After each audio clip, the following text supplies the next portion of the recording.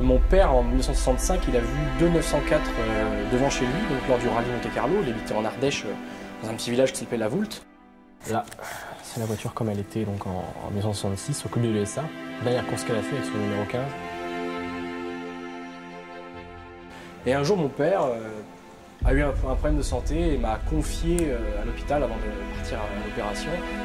Gabriel, si tu te sens mal pendant ces prochaines semaines à venir, qui seront sûrement difficiles pour la famille, va lire ce livre, parce qu'à la page 100 de ce livre, il y a la voiture de mes rêves, la voiture que j'ai vue quand j'avais 15 ans.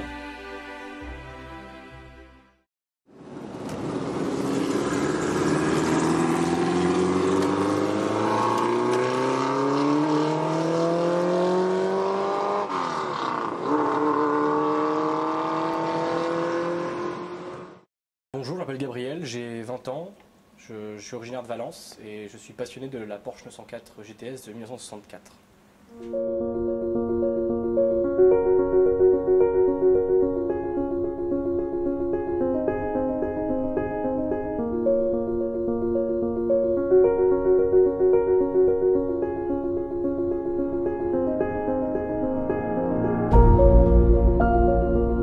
Cette 904-là est une 904 française d'origine, donc il n'y en a pas eu beaucoup. Il y en a eu une quinzaine qui ont été livrées à son auto à Paris. La voiture a été livrée à un gentleman driver privé qui s'appelait André Lacour, c'était son vrai nom. Il roulait sous le pseudonyme de Roy von Vost. Donc une voiture qui est livrée donc, vraiment que pour faire la course. Elle a des anti-brouillard, elle a un échappement mégaphone d'usine, elle n'a pas de chauffage, donc il faut savoir que la 904 avait une option de chauffage qu'elle n'a pas. Et surtout la voiture faisait des déplacements sur les circuits sur une remorque.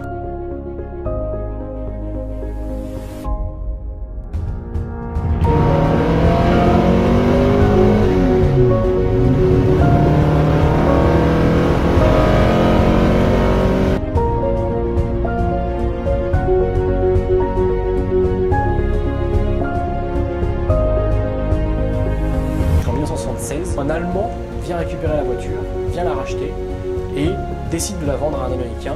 Donc la voiture part en Amérique après, rachetée par, à l'époque, Bill Carges. La voiture a toujours le numéro 15, hein, c'est important de le savoir. À l'époque, elle avait le numéro 115 pendant la course et les Américains avaient collé un 1 à côté du sigle 15. C'était un peu du bricolage, mais au moins les Américains ont conservé la voiture. En 2009, la voiture est revenue dans ses terres d'origine, dans le sud de la France. Régis l'a achetée avec 1814 km au compteur et aujourd'hui il en a 3814. Donc la voiture a fait 2000 km en à peu près 10 ans. On pourrait croire que c'est pas beaucoup, mais dans la vie de cette 904, il faut savoir qu'elle a quasiment pas roulé et qu'aujourd'hui elle vit beaucoup mieux qu'avant. Et puis surtout c'est une voiture qui est compliquée à faire rouler, qui a tous ses composantes d'origine. Elle avait quand même ses pneus d'origine quand Régis l'a reçue. Elle a son moteur d'origine, son châssis d'origine, tout d'origine, sa carrosserie d'origine et même les numéros de course des coupes de l'USA 1966 à Montlhéry, donc sa dernière course en compétition officielle. Donc c'est la voiture la plus authentique du monde. Il y a un réel challenge, un réel défi. Aujourd'hui de la laisser dans cet état-là, c'est un vrai patrimoine pour Porsche et pour les passionnés d'automobile qu'on est tous.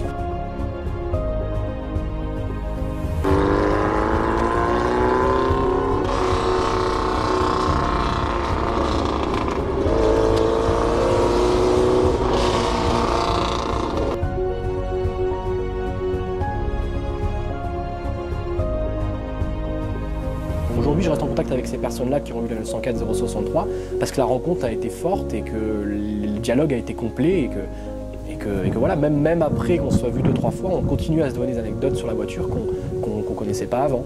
Et ils sont d'ailleurs curieux de savoir l'évolution de la recherche de la voiture.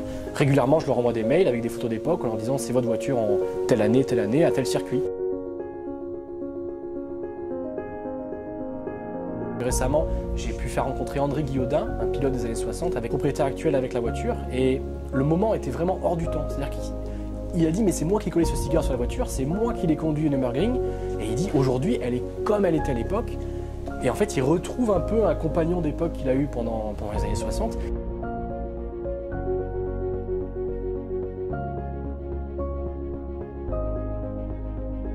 C'est offrir ces moments-là qui est incroyable, c'est offrir la passion avec l'ancien propriétaire et le propriétaire actuel. On se comprend même si nos âges et nos générations ne sont pas les mêmes. Je m'épanouis vraiment à trouver les historiques des voitures, à trouver les anciens propriétaires et à partager de la passion en définitive. Je me sens à ma place, je me sens à l'aise, je m'ennuie jamais et même si parfois ça ça doit passer dans des nuits de travail sur internet à chercher, remuer des sites, appeler des personnes, envoyer des mails, et ben je souffre pas de ça.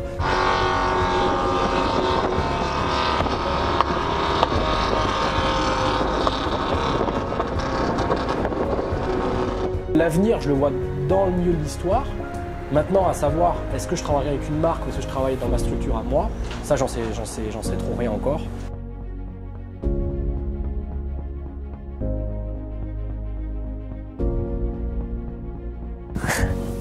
Mes souvenirs avec la voiture, le premier reste toujours le plus dingue parce que moi j'en avais jamais vu de ma vie. Je suis venu avec mon père, on était tous les deux, on était venus ici dans cette lustrerie qu'on connaissait pas du tout. On attend une demi-heure et on entend au loin un bruit, mais un bruit très sourd.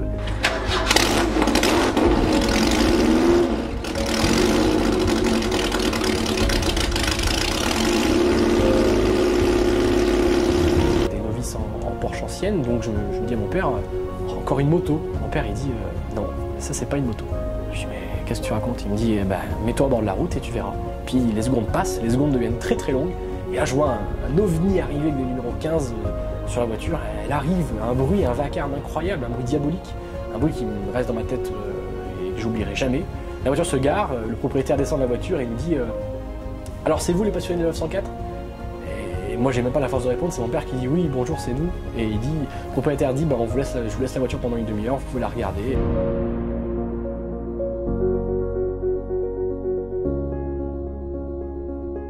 Avec mon père, on s'est retrouvés seuls devant notre rêve, devant son rêve qu'il n'avait pas vu depuis 50 ans, moi, mon rêve que je venais de découvrir. Et il y avait une émotion incroyable, c'est-à-dire que j'avais donné à mon père déjà la chance d'en revoir une comme à l'époque.